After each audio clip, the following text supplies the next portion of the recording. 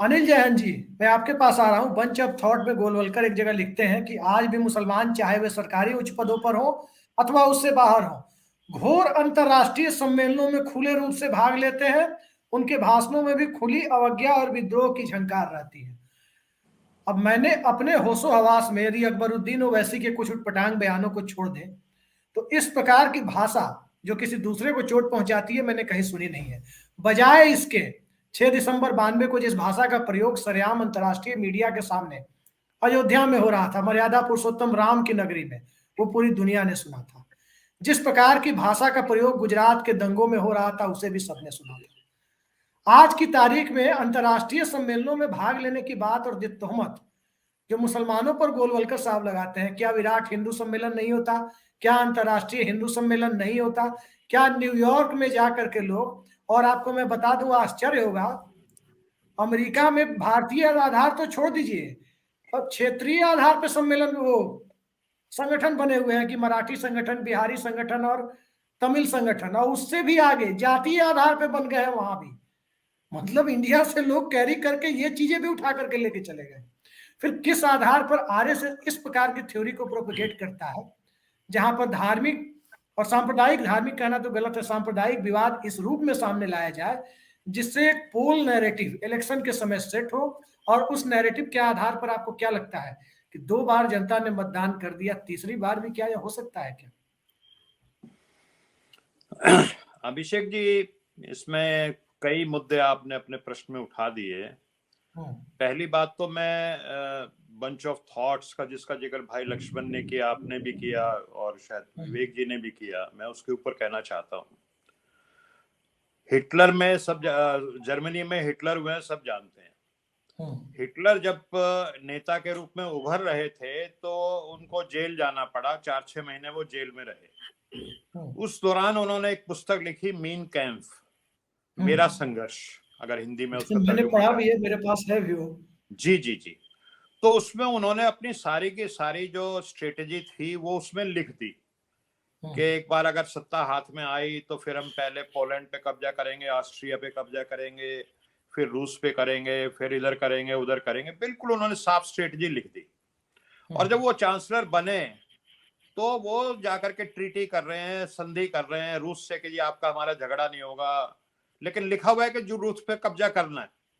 और आखिर में धीरे धीरे जब जब उनको मौका मिला, वो सब संधियों को तोड़ते हुए जो मीन कैंप में लिखा था उसको करते चले गए। तो ये जो बंच ऑफ थॉट्स है, ये अल्टीमेट है, ये स्ट्रेटजी है। और इसके अलावा जो चलता है आप उसको टैक्टिक्स की श्रेणी में रख सकते हैं।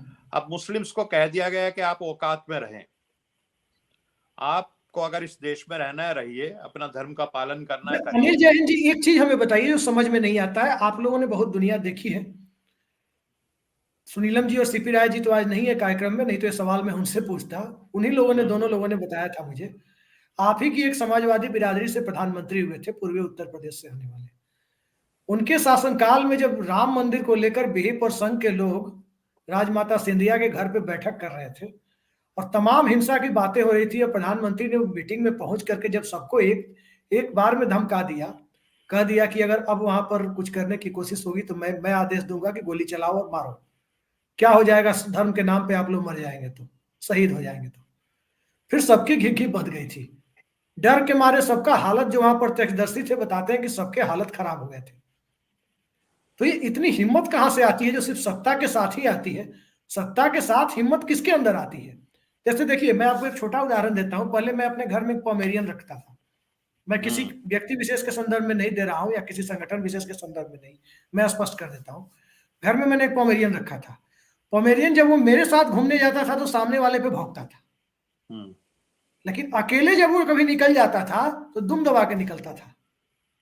कभी अगर गेट खुला रह गया, निकल गया तो क्या है? कैसे देखते हैं आप आज की परिस्थिति में इस प्रकार के बयान देने वाले लोगों को?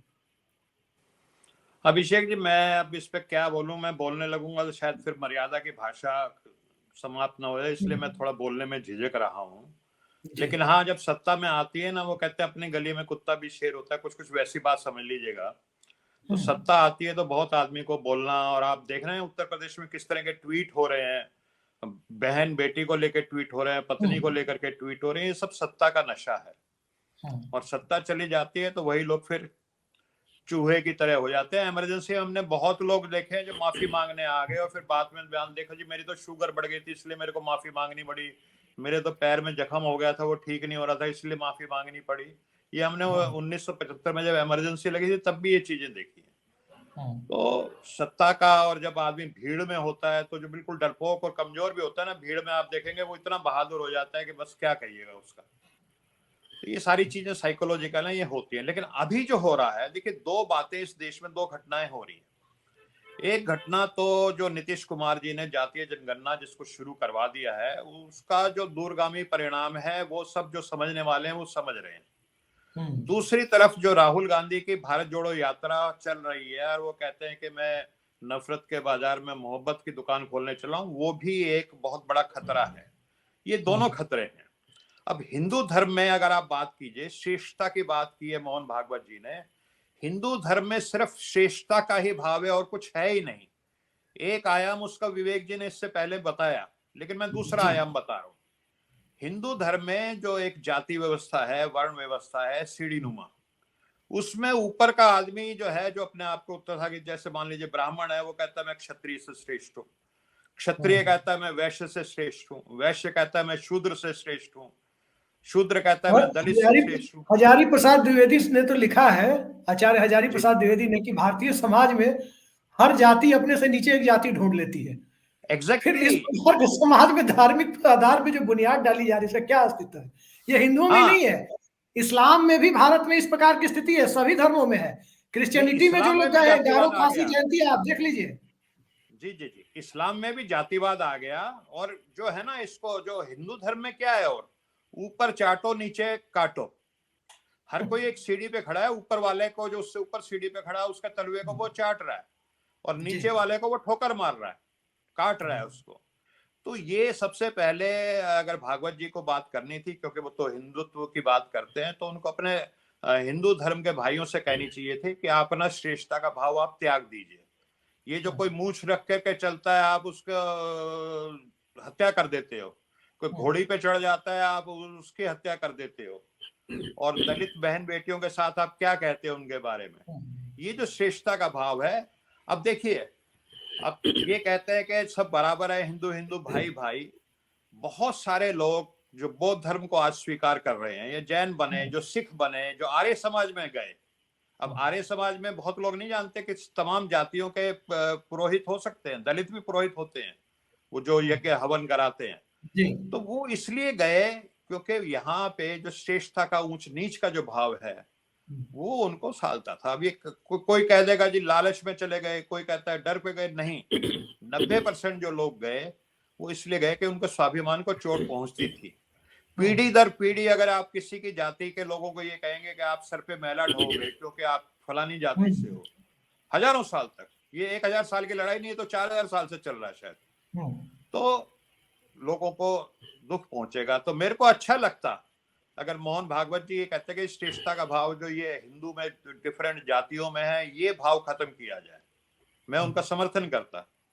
लेकिन उन्होंने ये नहीं कहा, उन्होंने सीधा जो मुस्लिम्स को कह दिया, पहले अपने घर को साफ कीजिए, अपने घर को ठीक कीजिए। वो पुरानी एक फिल्म हमने बचपन देखी थी जब हम नौजवान होते थे, उसमें हीरो जो है वो किसी को कहता है कि चेन्नई सेठ जिनके घर पर शीशे के हों, दूसरों के घरों में पत्थर नहीं मारते। तो वो वाली बात है, पहले अपना घर हमें ठीक करने की जरूरत है। आप जिनकी बात कर रहे हैं, राजकुमार साहब का शायद ये डायलॉग है। राजकुमार साहब किसी दूसरी फिल्म में ये भी कहते हैं कि मालिक बनना है, जो नौकर पालना है तो पहले मालिक बनना सीखो। जी जी जी, तो मैं वही बात कह रहा हूँ कि अपने अंदर इतनी इतनी कमजोरियां हैं, इतनी परेशानियां हैं, और जिसकी वजह से ये सारी चीजें हुई हैं। गुलामी भी आई है, तो क्या है कि अगर एक जाति को लगता है सिर्फ वही राज करेगी, तो दूसरी साथियां कहते हुए, वो तुलसीदास जी ने लिखा भी है, वे चेरी रहे चेरी। अब लक्ष्मण जी ज्यादा अच्छी तरह से बता सके, बने ना रानी को न हमें का हानि। तो ये भी एक भाव हमारे देश में रहा है, जिससे बाहरी आक्रांताओं को अगर कहते हैं तो आने का मौका मिला या बुलाया गया, कि हमने तो राजा बनना ही नहीं, हमें क्या लेना देना। ठीक है अनिल जी, सब चीजों को खास तौर पे जो मुझे लगता है, मैं आखिरी बात कहकर अपनी बात को खत्म करता हूँ, कि ये जिस तरह के अदानी के इंटरव्यू हो रहे हैं, जो जिस तरह के राहुल जी बयान दे रहे हैं अदानी अंबानी पे, और उसके बाद टीवी पे अदानी के इंटरव्यू हो रहे हैं, और जो नीतीश कुमार जी ने कास्ट सेंसस चलाई है उससे जो चर्निंग हुई है, और उसकी वजह से ये जो भागवत जी अब इस तरह के बयान दे रहे हैं, मैं समझ रहा हूं कि वो कह रहे हैं कि हिंदू 1000 साल में जाग गया। मुझे लग रहा है कि इस देश का जो दलित है, पिछड़ा है, आदिवासी है, वो 4000 साल में अब जागता हुआ दिख रहा है मुझे। तो ये सब जी कहीं ना कहीं उन चीजों का नतीजा है। जी जी, अभिषेक जी।